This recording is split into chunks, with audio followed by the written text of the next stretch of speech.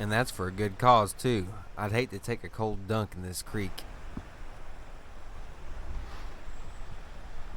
I take my time crossing it and getting to the next side to where I'm going to make my next move.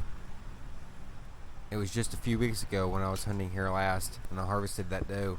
So I know that the deer are traveling through this area, so I have an idea of where I'm wanting to set up.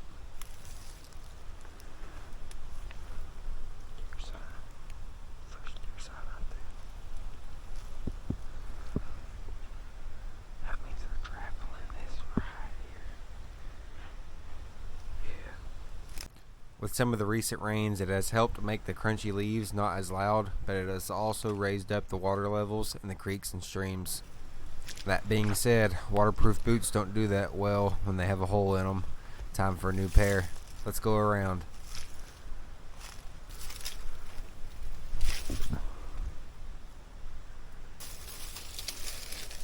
This tractor trail into the field is what I call a pinch point.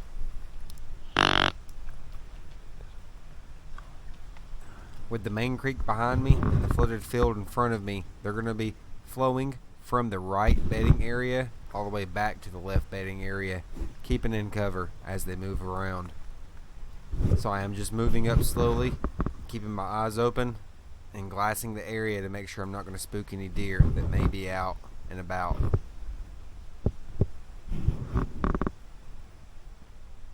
I plan on setting up in front of this tree, watching over the edge of the field, the bedding area, and the pinch point.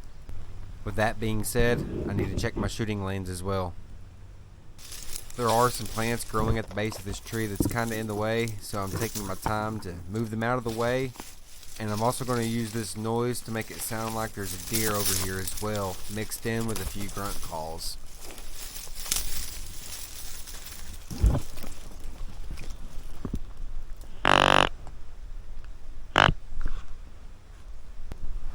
Time to get the butt pad out and take a seat.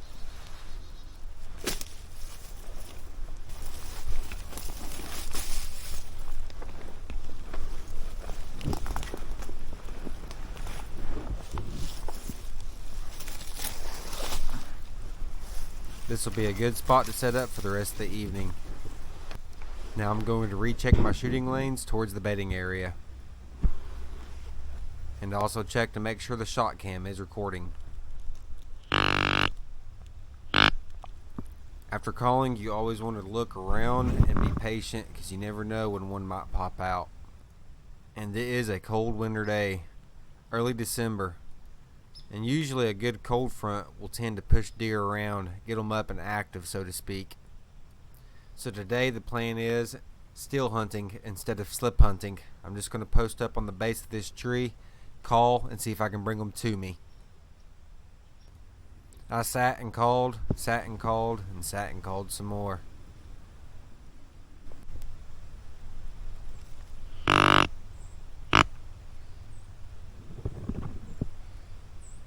Shortly after sounding off that series of calls, I was hearing something deeper in the bedding area, and I was also hearing a dog barking a little bit further away behind the bedding area as well.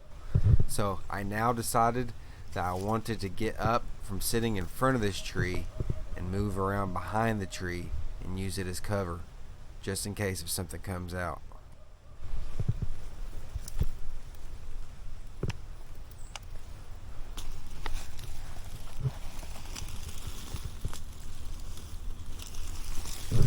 I move slowly just to where I can get up on my knees so I can peek over the little thick stuff here to see if there's going to be anything over in the thick area before I get up and spook it possibly.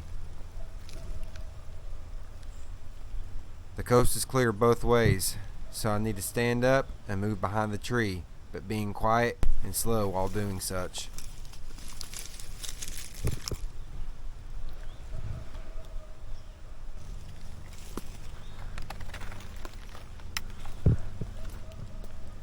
I am now positioned behind the tree, but the tree has vines and twigs growing on it, so I begin to snap and break some of them that were in my way, just in case if I do need to raise my gun up.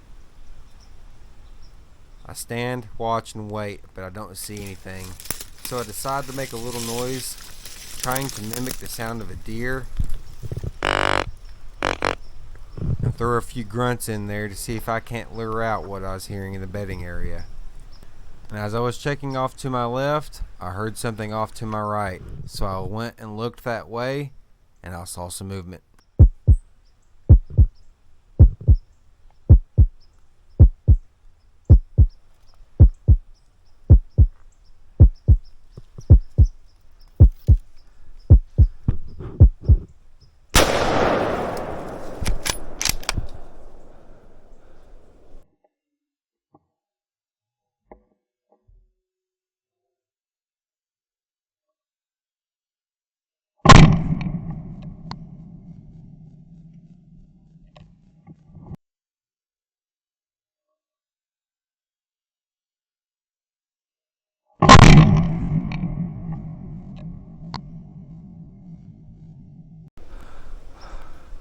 Tear down. We got it. We got it. Tear down. We got it. We got it. We got it. We got it. Buck down. We got to buck down, guys. I got to buck down, guys. I'm so excited. My battery's about to die. Let me change this battery out. Guys, that deer is down right there. That's like 10 yards or less. That's like 7 to 10 yards buck down. Yes. I just shot the buck here at about 10 yards, guys. I couldn't tell how good of a buck, but it's definitely got a nice rack. I was sitting right around in front of this tree on this side right over here.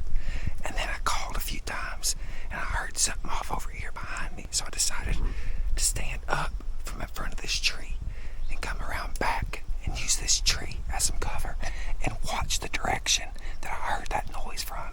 And a buck came right out of this bedding area, the same area where I got my doe recently, guys. There's still some daylight left, so I'm going to stay still for just a little bit, stay quiet, see if we see anything else, and then we'll make our way over to the buck. Yes, thank you, Lord. Thank you, Lord Jesus. I hit the grunt call on my game call here that's mounted up to my rifle, and then I heard him coming that way. So I decided to get up from in front of that tree and position myself behind it. And I had just enough cover all the way back up in here to where he couldn't see me. Alright, let's go check him out. Right there, guys. Right there. Yes. Buck down. Buck down, baby. Right there.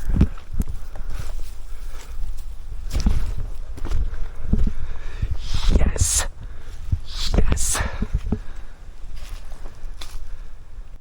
Buck down, baby. Buck down. That's what I'm talking about, guys. Yes, sir. Let's get him up out the water. 8-pointer. That's the best buck of my life. He has been wounded before, guys. That right there, that was not me. That is a wound on his hide there. I shot him right there, right in the shoulder. Yes. Oh, yes. Thank you, Lord. Thank you, Lord Jesus. Best buck of my life right here, guys. Good typical 8-pointer. That's what I'm talking about, baby. Thank you, Lord Jesus. Thank you, Lord Jesus. Yeah, that might have been from an archery wound, possibly right there, guys. He's definitely got a wound. That's not from me. I got him right there. Oh, guys, just a nice buck here. What a beautiful harvest. Look at that rack, guys. Beautiful 8-point. Man. Big old long tines there. Just awesome. Just an awesome harvest. Alright, guys.